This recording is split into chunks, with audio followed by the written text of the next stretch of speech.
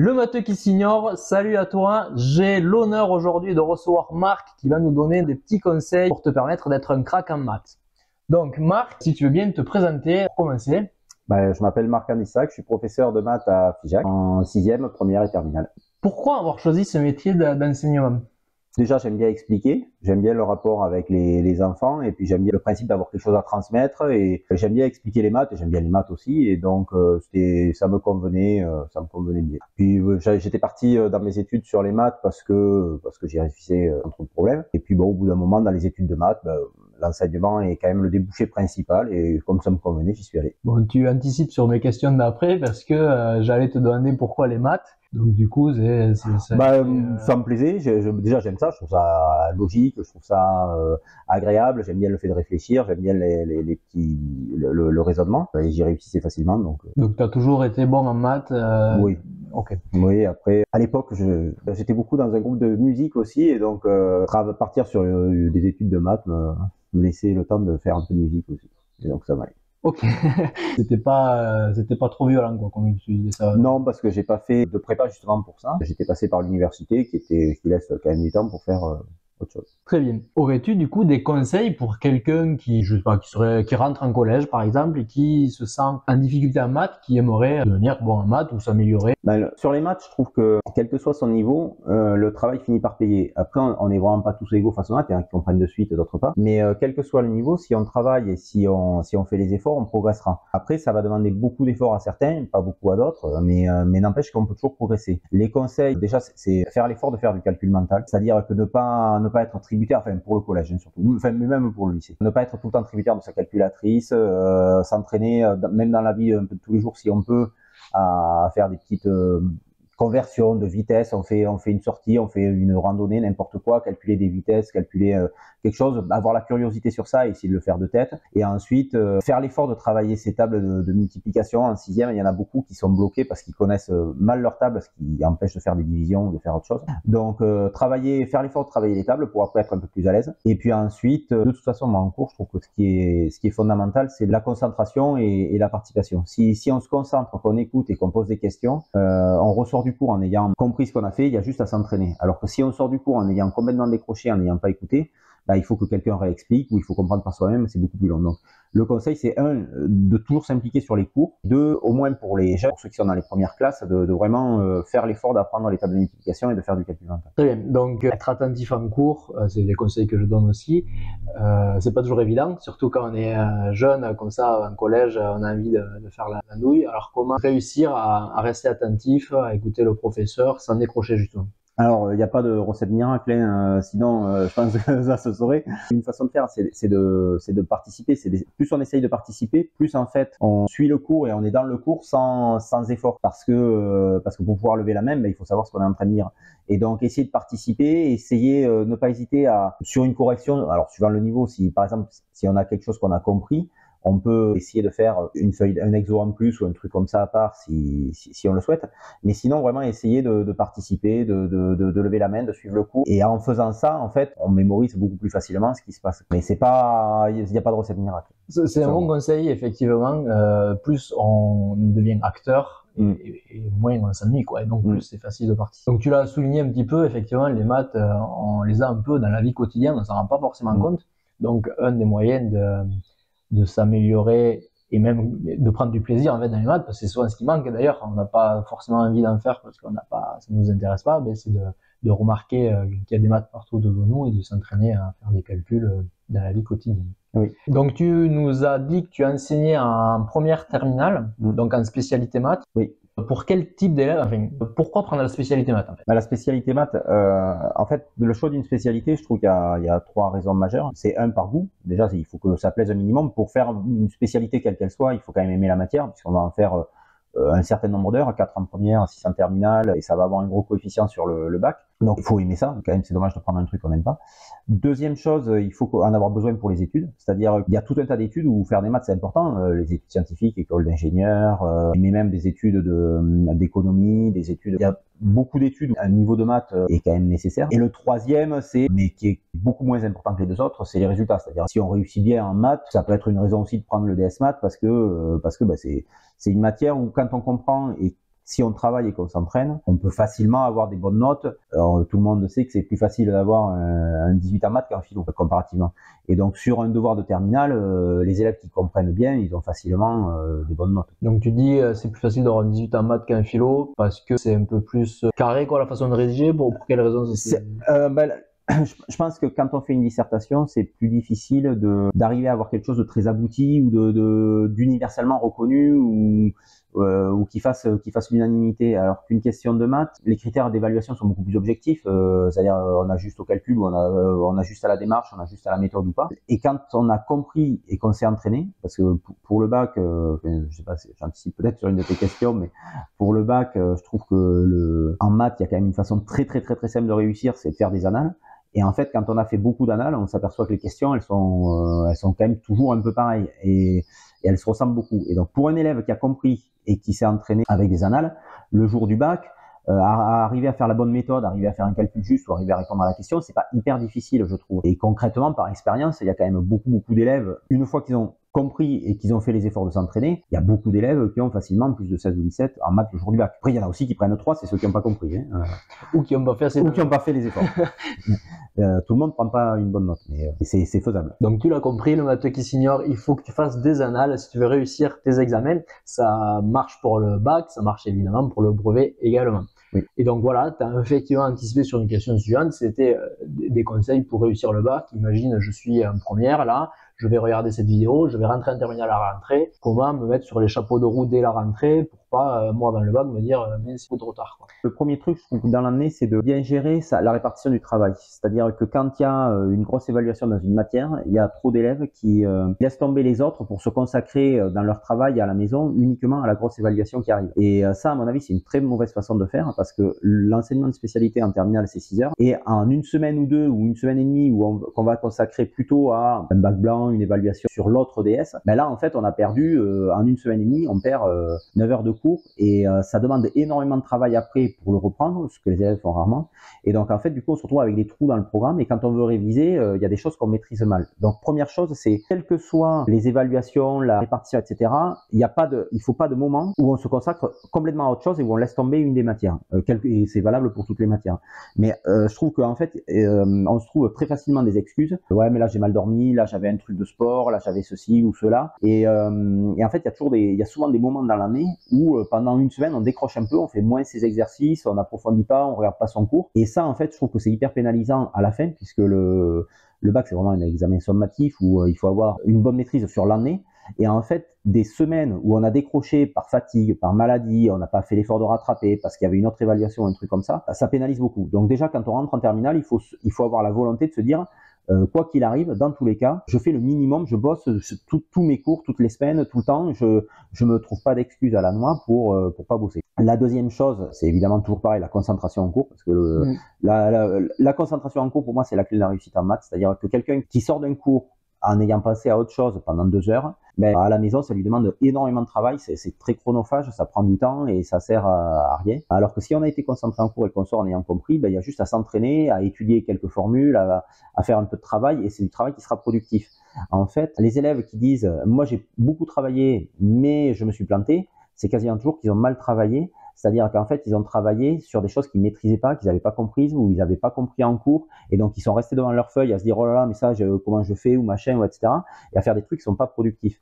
Et il suffit pas d'y passer 5 heures. Des fois, une révision plus courte peut être efficace, mais à partir du moment où le travail, il est valable. C'est-à-dire où on fait quelque chose et où on fait par soi-même. Le cerveau, pour moi, pour maîtriser quelque chose, il a besoin de faire par lui-même. C'est-à-dire, il suffit pas de regarder quelque chose, de regarder une vidéo ou de regarder un corrigé d'exo pour savoir le faire. Pour le faire, il faut faire par soi-même.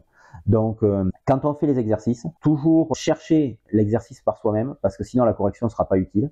Toujours, quand on révise, refaire les choses et pas juste les relire en se disant « Ah ouais, j'aurais fait ça, parce que ça, en fait, ça veut rien dire. » Les maths, une fois que c'est corrigé, une fois qu'on a la réponse, ça paraît toujours simple. Mais en fait, c'est pas parce que ça paraît simple ou qu'on comprend la réponse qu'on sait le refaire.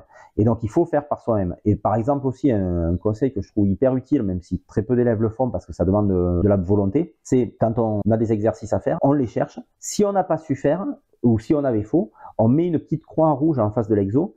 Et ces exercices-là, il faudra essayer de les refaire sans regarder la correction pour la prochaine évaluation. Parce que c'est un exercice soit qu'on n'avait pas trouvé, soit où on avait eu une erreur. Et en fait, À la correction, on a dû se dire, ah d'accord, c'est ça, mais c'est pas pour ça qu'on sait le refaire. Et donc, il faut, de mon point de vue, tout exercice qui a été raté ou pas trouvé, on lui met une croix rouge et c'est cela qu'on refait en priorité pour réviser. C'est-à-dire qu'on prend le livre, on essaye de le refaire et de voir si on arrive à le refaire. Voire même, dans l'idéal, le soir même, avant de commencer son travail, un exo qui n'a pas été réussi, qui était à faire, qui a été vu dans la journée, on le refait pour mémoriser la correction, mais on le refait par soi-même, pour voir si on arrive à le refaire. Et quand on voudra y revenir plus tard dans des révisions, pour un bac blanc ou pour le bac tout court, ben, le fait de l'avoir refait à ce moment-là, on l'aura beaucoup plus mémorisé et on saura le refaire. Donc ça je trouve que c'est fondamental. D'accord, donc pas juste se dire ah je l'ai pas réussi, je regarde la correction, ah c'est bon j'ai réussi. C'est ça, pour moi ça marche pas. Quand quelqu'un sait faire et qu'il le fait au tableau, on se dit ah oui d'accord, c'est bon, c'était ça, ouais c'est bon, j'ai compris. Mais en fait on ne sait pas forcément le refaire. Et après il suffit de changer 3 valeurs et on est à nouveau coincé. Donc refaire l'exo qu'on a raté le soir même, c'est un truc qui marche, mais qui demande de la volonté et de l'organisation. Ouais, et du temps à consacrer à... Ouais, mais en fait, ce temps, on le gagne après sur les révisions. C'est-à-dire que si on fait l'effort de refaire l'exercice le soir même, il est mémorisé et quand on va réviser, on va être beaucoup plus productif et beaucoup plus rapide dans sa révision parce que les choses seront mieux maîtrisées et mémorisées. Oui, c'est la remarque que je fais parfois à mes élèves sur la mémoire à court terme, à long terme. Si bon, on comprend mais on refait pas, ben on le retient sur le moment et puis en fait, une semaine, 2, 3 semaines après, on a tout oublié. Alors que si on le refait, jusqu'à ce que vraiment ça soit assimilé, que ça soit presque de l'automatisme, ça rentre en mémoire et en fait on perd beaucoup moins de temps. C'est clair, réviser, quoi. Il faut des automatismes et justement on les acquiert aussi en faisant régulièrement, alors au tout début d'année on peut pas puisque les annales sont souvent des exercices un peu transversaux sur plusieurs chapitres et donc c'est difficile, les 2 premiers mois on peut pas faire d'annales, mais rapidement les suites par exemple peuvent être finies assez vite et là si tous les week-ends on fait un exo, c'est 1 heure, un exo de bac tous les week-ends, on acquiert une routine, une habitude et après quand on en a fait 10, le 11e il a forcément des questions identiques à un des sujets qu'on a déjà fait quoi, enfin, quasiment toujours. Et donc après c'est pas dur, quoi. Donc être régulier, à chaque fois qu'on a un chapitre, le revoir de suite, puis surtout mettre en application le plus rapidement possible, quoi, le soir même. Ouais. Si on n'a pas compris un exercice, le refaire. Ça rejoint aussi une remarque que je donne souvent, en fait, qui peut sembler ne rien avoir en rapport, mais en fait, le fait de bien dormir et de bien s'alimenter, c'est ultra important, puisque tu parlais tout à l'heure de pas avoir l'excuse, ah, je suis trop fatigué, je suis pas bien, je suis malade. Ben, en fait, si on a une hygiène de vie correcte, au final, ça permet d'être beaucoup plus régulier au niveau de sa forme. Ça, c'est clair et net. Après, c'est vrai que j'ai parlé juste côté maths, mais le fait de pas tout le temps avoir le portable, le fait de pas travailler avec les réseaux sociaux à côté, etc., ou de pas être trop, avoir un rythme complètement décalé et de mal dormir, etc. Ça, c'est effectivement des choses qui sont très importantes. Et avoir une hygiène de vie correcte, ça fait partie des trucs essentiels pour, de manière générale, pour la réussite. Ouais, quelle que soit la matière. Même de toute façon dans la vie de tous les jours, voilà, pour le travail. Ouais, bien sûr. Donc, en fait, c'est la base. C'est vrai que on donne des conseils côté maths, mais ça sert à rien d'essayer de suivre des conseils, de faire des exos, tout ça, si derrière on dort 3 heures par nuit et qu'on réussit pas efficacement. J'avais une autre question sur les spécialités, parce que j'ai l'impression que les élèves de seconde, c'est un peu le bazar pour savoir quelle spécialité ils vont prendre. Ils doivent en prendre 3 en première, en abandonner une. Certains prennent des spécialités comme physique, chimie, SVT, mais ne prennent pas les maths. Heureusement, c'est rare, mais j'ai déjà vu ça. Bon, est-ce que c'est quelque chose que tu conseilles de prendre, d'abandonner les maths en fait dès la première, alors que tu as gardé des spécialités qui ont un peu un lien scientifique? Est-ce qu'on peut s'en sortir comme ça? Est-ce que c'est faisable ou est-ce qu'il vaut mieux garder les maths? Alors, déjà, c'est possible pour l'éducation nationale, c'est-à-dire on a le droit de le faire, mais c'est clair que prendre physique sans faire des maths, c'est aberrant parce qu'on aura besoin de tout un tas de choses qu'on voit en première. Les maths sont un peu une spécialité à part puisqu'il y a en terminale 3 façons de prolonger les maths, c'est-à-dire on peut arrêter le DS et continuer quand même à faire des maths avec l'option maths complémentaire qui dure 3 heures au lieu de 6 et qui reprend un petit peu les mêmes points du programme que le DS, mais léger évidemment, et puis sans épreuve le jour du bac. On peut faire que le DS, ou alors on peut renforcer, faire le DS plus une option qui s'appelle les maths expertes, 3 heures aussi. À ce moment-là, on fait 9 heures de maths par semaine, et à ce moment-là, on voit un peu plus de choses et des choses plus approfondies. Les maths expertes, c'est utile par exemple si on veut faire une prépa ou si on veut vraiment faire des maths dans l'enseignement supérieur. Alors en seconde, au niveau du choix, tous les choix sont possibles, mais évidemment, il y a des choix qui sont complètement aberrants de mon point de vue. Physique sans les maths, c'est idiot. Après, SVT sans les maths, pourquoi pas? L'SVT n'a pas vraiment énormément besoin de maths. On peut très bien faire des choix, s'ils sont possibles dans le lycée, SVT, anglais, HLP, si ça amuse, mais ou si c'est ça qui intéresse. Mais il faut que ce soit cohérent après avec l'orientation, avec les goûts, avec etc. C'est dommage de se retrouver en terminale avec des choix de DS qui bloquent, enfin ça ne peut pas bloquer, mais qui sont gênants ou qui vont handicaper dans les études. Par exemple, quelqu'un qui veut faire vétérinaire et qui veut faire une prépa BCPST, j'en ai vu qui prenait pas soit les maths soit la physique en première. Ça, c'est pas parce que c'est une prépa bio que les maths ou la physique sont pas importants, au contraire. Et donc il faut prendre maths, il faut prendre physique, il faut prendre SVT et en terminale il faut prendre maths et maths experte. C'est ça la problématique, c'est que bon, en première, ok, si on a un profil scientifique, on prend maths, SVT, physique, mais en terminale on est obligé d'abandonner une de ces spécialités. Du coup, si on veut garder la physique, on peut pas abandonner les maths. Alors, faire physique sans les maths en première, c'est pas du tout conseillé. Après, en terminale, on peut éventuellement suivre le programme de terminale avec juste les maths complémentaires. C'est faisable aussi. Par exemple, enfin, il y a plein de cas particuliers, mais après, les enseignants sont là aussi pour conseiller en fonction de chaque cas de figure. Pour quelqu'un qui veut faire médecine, moi, je trouve que d'un point de vue logique, ce serait de faire maths, physique, SVT en première, pour pouvoir suivre, pour avoir une formation scientifique. Et puis après, faire physique, SVT en terminale et les maths complémentaires, c'est cohérent. Et les maths complémentaires suffisent largement parce qu'on voit les choses importantes pour la physique et c'est tout à fait cohérent. Après, je sais que certaines formations en médecine conseillent de faire physique, maths expertes, ce que je trouve un peu bizarre, mais c'est en termes de formation, parce que les maths expertes sont intéressantes au niveau du raisonnement, du travail à faire, et donc c'est quelque chose qui est assez formateur. Et donc même pour médecine, il y en a qui conseillent de prendre maths experte. Ça peut être étonnant d'abandonner la SVT pour aller à la médecine. Tout à fait. Moi je trouve ça étonnant, mais en tout cas c'est conseillé par certains. Mais en tout cas, ce qui est sûr, c'est que pour la médecine, les maths sont pas hyper utiles et que, enfin, ils sont pas très importants. Et donc on peut tout à fait réussir sans ça. Et donc après, les choix sont personnels, mais il faut qu'ils soient cohérents avec ce qu'on veut faire après. C'est quelqu'un qui veut faire une prépa scientifique, qui prendrait pas les maths. Il a le droit techniquement, mais il a aucune chance de réussir après. Oui. Ok, soyons un peu stratégiques dans nos choses spécifiques. Tout à fait. Tu nous as parlé rapidement des maths expertes. Donc maths expertes, il faut avoir pris le DS maths. C'est obligatoire. Voilà. L'option peut être faite que si on a le DS. Ça permet, disons, ça apporte quoi en plus? Pour quel profil d'élèves ça peut être intéressant? Pourquoi prendre les maths expertes? Pourquoi ne pas les prendre? Enfin, ouais. Les maths expertes, ça permet de voir des choses qui sont importantes pour l'enseignement supérieur, qu'on voit plus dans l'enseignement de spécialité. Donc il y a les nombres complexes, l'arithmétique et matrice. Et donc quelqu'un qui veut faire des maths dans l'enseignement supérieur, par exemple une prépa, la prépa est quand même très difficile avec une grosse charge de travail, et commencer avec un handicap, c'est-à-dire en ne connaissant pas les nombres complexes, les matrices et l'arithmétique, c'est déjà se mettre un handicap par rapport à d'autres élèves qui eux auront plus travaillé. Donc c'est quand même fondamental pour ça. Ensuite, c'est très formateur au niveau du raisonnement. On fait des récurrences, on fait des choses, ça peut être utile, même ça fait progresser aussi pour l'enseignement de spécialité. Et puis ça permet de voir des choses, notamment en arithmétique, des raisonnements qui commencent à être plus rigoureux, plus subtils, des raisonnements par contraposés qu'on fait peu dans l'enseignement de spécialité, des raisonnements. Ça permet d'être beaucoup plus exhaustif sur les types de raisonnements qu'on voit, sur les notations, ça prépare beaucoup plus à l'enseignement supérieur. Et donc, pourquoi prendre les maths expertes? Un, déjà, on peut les prendre par curiosité si on aime ça. Et deux, encore une fois, c'est le souci de cohérence dans l'orientation. Si on veut faire des maths dans l'enseignement supérieur, que ce soit une prépa, que ce soit une université, que ce soit même à la limite un IUT ou tout un tas d'études, c'est toujours mieux d'avoir déjà vu certaines choses, notamment les nombres complexes, que de ne pas les connaître. Ça permet de réussir plus facilement et c'est toujours un avantage.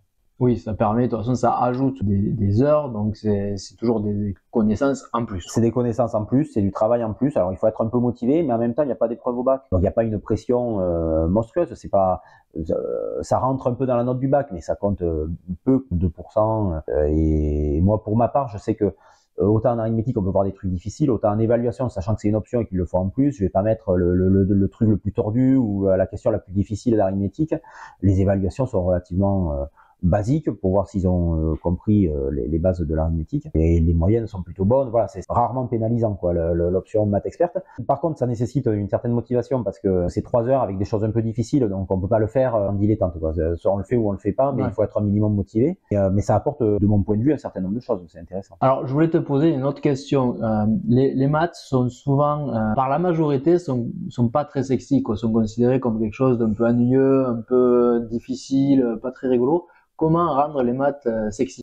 Il n'y a pas de réponse simple. Après, c'est par le choix des exercices, c'est par la façon de l'animer, c'est par une mise en perspective de l'histoire des maths, de l'évolution, par des anecdotes. Il y a tout un tas d'anecdotes marrantes sur les maths. Et on peut aussi raconter des petites choses en dehors. Une guerre qui a failli être déclarée pour des livres de maths, parce que l'Empire byzantin voulait pas donner à l'Empire perse les connaissances de maths des Grecs en disant ils sont déjà assez puissants.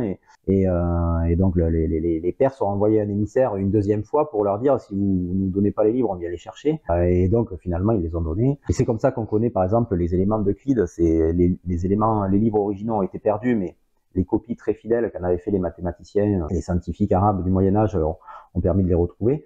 Et donc je trouve qu'il y a tout un tas d'anecdotes. Après, les choix des exercices peuvent être plus ou moins calculatoires ou répétitifs, mais après, d'un point de vue personnel, je trouve que de toute façon, voilà, les maths, c'est la curiosité, le raisonnement. Et bon, après, je comprends que certains, ça leur plaise pas, hein, on a le droit. C'est utile, il faut en faire, mais c'est vrai que plus on s'y intéresse, plus on essaye d'être curieux, plus on essaye de comprendre les choses, et plus on trouve ça rigolo. Après, pour le rendre sexy, c'est tout le rôle de l'enseignant. C'est ça. Après, on peut y arriver plus ou moins. Personne ne le rendra totalement. Si un enfant est vraiment pas intéressé du tout par ça, je pense pas qu'un enseignant puisse le lui rendre totalement passionnant, mais c'est le rôle de l'enseignant d'essayer. Ouais. Et effectivement, je te rejoins sur ce point-là. Plus on découvre des choses et plus on y arrive aussi, et plus au final, on prend du plaisir. On prend du plaisir et les maths deviennent intéressantes, voire un jeu, quoi. C'est ça, et après il y a aussi, voilà, on propose aussi des concours, les concours kangourous, c'est beaucoup de logique, des petites choses comme ça, c'est une manière plus ludique de l'approcher, mais encore une fois, si on s'intéresse pas aux maths en général, on s'intéressera pas au concours kangourou, mais il y a tout un tas de choses qui peuvent permettre de le trouver un peu plus ludique ou un peu plus intéressante, mais il faut aussi avoir une certaine curiosité pour essayer d'y trouver de l'intérêt. Et selon toi, la bosse des maths existe-t-elle? Ce qui est sûr, c'est que certains comprennent de suite, même tout petits, ou après, certains ont des capacités différentes et sans aucun jugement de valeur. Voilà, certains élèves comprennent de suite, ont de suite vu des choses plus subtiles, plus profondes, et d'autres ont beaucoup plus de mal à le comprendre. Donc oui, on n'a pas tous les mêmes capacités. Je l'ai dit tout à l'heure, on n'est pas tous égaux face aux maths. Par contre, après, voilà, encore une fois, le travail paye, l'implication paye, et en maths, il y a aussi un côté répétition des calculs, compréhension par le enchaînement, et que ça devienne une routine de faire des calculs, de faire un raisonnement, et donc tout le monde peut progresser. Certains, ça leur demandera moins d'efforts que d'autres. Donc certains ont de suite un sens mathématique plus développé que d'autres, mais tout le monde peut développer le sien. D'accord, ok. Donc même quelqu'un qui n'est pas avec ces capacités-là peut les développer. Et selon toi, n'importe qui pourrait devenir bon en maths s'il s'en donne les moyens. Alors, je pense souvent à l'exemple d'une fille que j'avais en 6e et qui avait beaucoup de mal, qui était assez laborieuse, mais qui travaillait beaucoup, qui était très sérieuse, qui réussissait bien. Et j'ai été assez surpris de la retrouver. Alors, à l'époque, c'était première S, terminale S. En première S, alors elle comprenait toujours pas du premier coup, mais elle avait une énorme confiance dans son travail et elle posait des questions jusqu'à ce qu'elle comprenne. Et à chaque fois, elle s'entraînait et elle faisait des écrits nickel. Et elle a eu 17 ou 18 le jour du bac parce qu'elle avait développé une capacité de travail, une organisation. Et elle savait que même si elle comprenait pas, c'était pas grave, en travaillant, elle allait y arriver. Et puis, comme tu l'as souligné, elle n'hésitait pas à poser des questions qu'elle comprenait pas, ce que certains élèves ne font pas. Oui, et puis alors, par contre, elle bossait. À la maison, elle y passait beaucoup de temps. Elle reprenait tout ce qu'on faisait, elle appliquait tous les conseils, elle était très méthodique, mais avec des capacités moyenne, elle a très bien réussi. Donc c'est possible. Eh bien, on arrive à la fin de cette interview. Merci de t'être prêté au jeu. Aurais-tu un mot de la fin, quelque chose que tu voudrais dire? Non, on en reste là. Rien de très particulier. Nous avons déjà quelques bons conseils qui devraient pouvoir intéresser nos élèves.